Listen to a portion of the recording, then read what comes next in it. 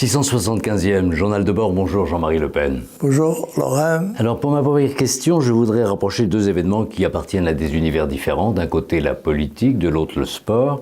Vous savez peut-être que l'entraîneur du Paris Saint-Germain a fait ce que tout le monde a l'air de trouver une mauvaise blague, parce qu'on suggérait que son équipe, le PSG, au lieu de circuler en avion, prenne plutôt le train, etc. Et qu'il a dit, bon bah écoutez, la prochaine fois, on ira en char à voile. Il s'est pris une rafale générale, une manifestation devant le Parc des Princes par Greenpeace et ainsi de suite. Il semblerait qu'on ne plaisante pas avec les sujets climatiques.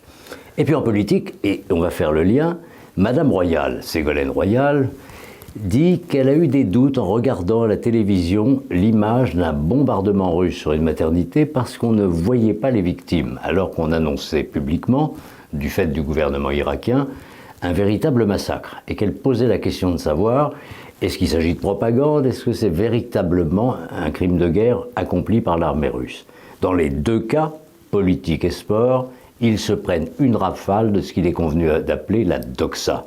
Est-ce que c'est un recul de la liberté d'expression dans tous les domaines? Tout à fait. Je crois qu'il y a une évolution d'ailleurs progressive vers la limitation de la liberté d'opinion. Puisque quel que soit le sujet, y compris des blagues, maintenant sont des affaires internationales. C'est le cas par exemple de l'affaire de la réaction sur le PSG. Pardon? Sur le PSG, sur les sportifs. Sur le PSG, oui.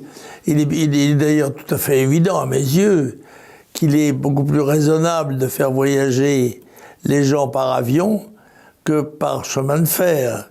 Même si le rapport du prix est apparemment favorable au chemin de fer, le fait que les gens soient obligés d'être dans la gare, d'aller à la gare, d'être dans la gare, de se mélanger forcément avec des voyageurs, d'être pris peut-être sous le risque d'une agression, ou en tous les cas d'une demande de signature, etc. Un désordre qui est évident, alors que la situation le problème de l'avion, ça résout les problèmes de sécurité et les problèmes d'homogénéité de l'équipe. Oui, mais l'empreinte carbone, apparemment, c'est important. Oui, bien sûr, mais enfin, il ne faut pas non plus s'obnubiler sur ces choses-là. Il faudra admettre qu'il y a un certain nombre de transports, par exemple aériens, qui font plus de dégâts que la marche à pied. C'est comme ça, c'est aussi en partie le prix de l'évolution technique et écologique. Vous avez vu d'ailleurs, avant d'en venir à Ségolène Royal, qu'on cible aussi l'aviation d'affaires. Parce que là aussi, il semble que l'utilisation de petits jets par les hommes d'affaires qui font de nombreux transports qui n'ont rien de ludique, hein, c'est pour le business, bon, soit dans le collimateur des mêmes forces. Oui, je pense qu'il y a une espèce de méfiance, d'hostilité même, de la part des médias à l'égard des acteurs politiques, qui sont devenus des cibles, quel que soit d'ailleurs leur côté politique, là c'est la preuve, et que cela est tout à fait détestable, parce que ça a comme conséquence, me semble-t-il, de pousser progressivement la Russie du côté de l'Asie plutôt que du côté de l'Europe. Alors là, nous en sommes à Ségolène Royal, on est passé du sport à la politique, et en effet, Ségolène Royal, au fond, ce qu'elle a dit, c'est que les images en période de guerre sont nécessairement soumises à la critique objective, puisque la guerre de l'image fait aussi partie de la guerre en général. Bien sûr. Mais elle se prend, parce qu'elle a posé une question sur la véracité d'un événement, une rafale, et comme Galtier, le type du Parti Saint-Germain, l'entraîneur, elle fait marche arrière sous la pression. Oui, c'est ça qui est extraordinaire d'ailleurs, c'est de voir que les gens qui sont injustement pris à partie de cette façon se croient obligés de demander pardon et de faire une reculade qui est une contre-vérité, à mon avis, par rapport à ce qu'ils ont émis. Vous êtes un spécialiste du genre, vous finalement, ce genre-là, vous l'avez inventé, sauf que vous étiez la seule cible. J'ai l'habitude, moi, personnellement. Oui, mais vous en aviez le monopole, alors maintenant c'est tout le monde. Donc sur 50 ans, il s'est passé des choses. Oui, il y a une généralisation du procédé qui m'était jusque-là réservé. Enfin bon, est-ce qu'on doit s'en féliciter? Ça n'est pas sûr, parce que ça montre la dégradation d'une relation de l'esprit public. Et en général, et une critique maintenant systématique et ouverte contre tous les responsables, quels qu'ils soient. Alors, en vous en parlant, j'ai un souvenir qui concerne le référendum en 1992 de Maastricht. Car à l'époque, vous aviez suggéré que le président de la République, François Mitterrand, c'était pour arracher ce vote qui est passé de justesse. Maastricht, c'est 51-49. De son état de santé. Et quand vous avez soulevé ce problème dans un débat télévisé en disant « Vous ne croyez pas que le président de la République a un petit peu accéléré son opération de la prostate parce qu'il sait qu'il exerce une pression sentimentale sur les Français à un moment où on est à 50-50 », vous vous êtes pris une rafale de critiques indignées. Il suffira d'ailleurs de regarder à l'occasion du 50e anniversaire, on va en parler, les images de l'époque pour voir qu'à l'époque c'était vraiment Jean-Marie Le Pen qui monopolisait. Ça m'était jusque-là réservé. Mais c'est maintenant un procédé qui a tendance à se généraliser et ce que je trouve être une dégradation de l'esprit public qui est redoutable et un développement de l'anarchie, en quelque sorte, est érigé pratiquement en système par rapport aux règles, si injustes soient-elles, parce qu'elles sont humaines. Alors ces derniers jours, un fait divers qui a frappé beaucoup de monde, la libération pour quelques heures ou quelques jours, d'un détenu condamné à 22 ans pour crime sur un enfant de 14 ans.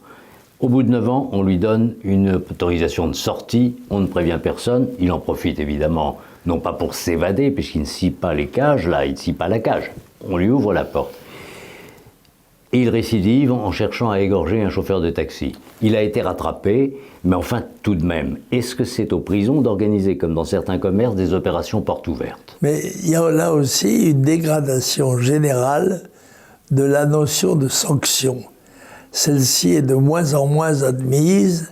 Il faut être libéral, punir, c'est presque un péché, et par conséquent, on va vers des solutions libérales qui sont des solutions qui, en l'occurrence, favorisent l'activité délinquante ou criminelle.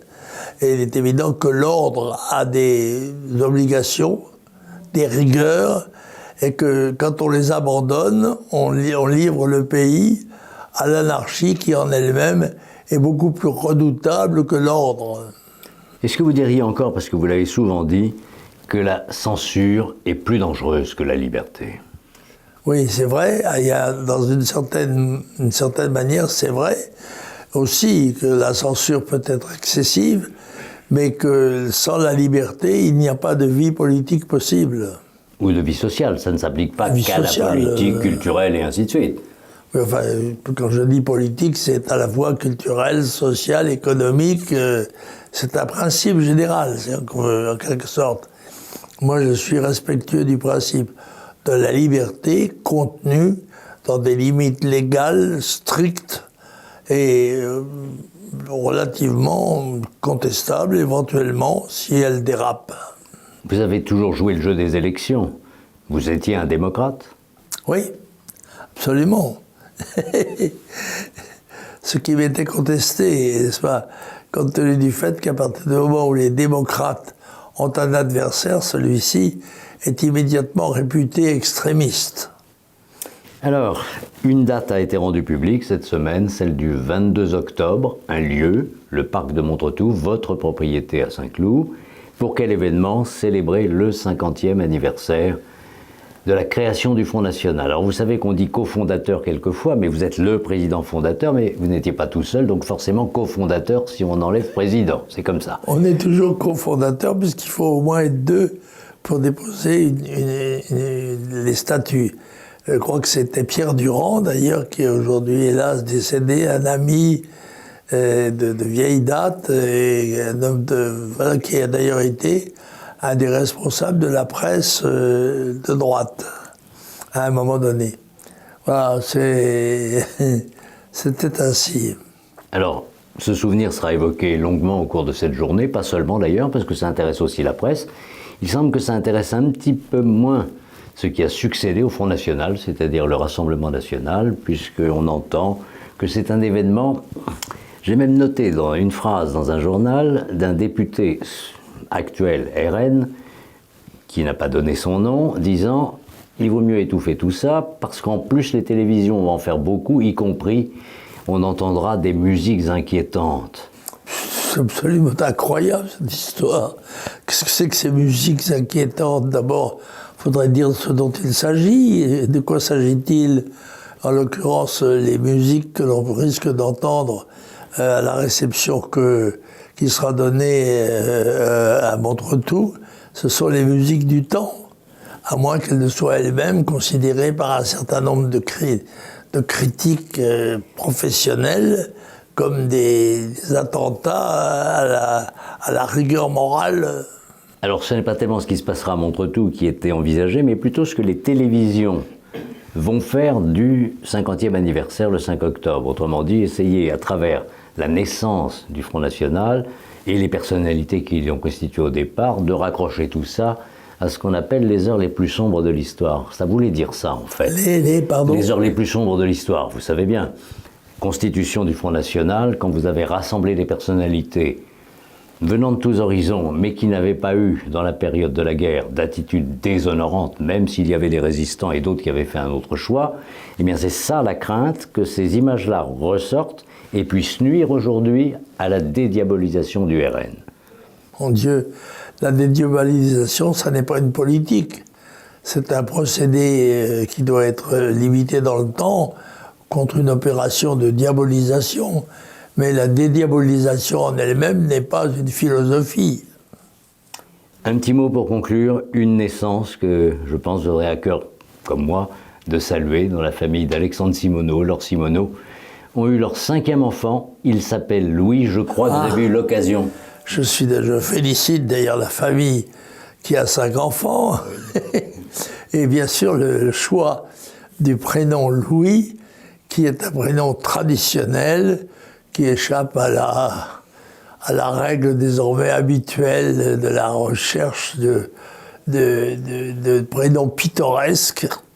Je crois, moi, là aussi, à la tradition, et je souhaite à ce petit garçon, à ce petit Louis, le meilleur de sa vie. Il est porteur d'un nom illustre, d'un prénom illustre, et je crois qu'il en sera digne.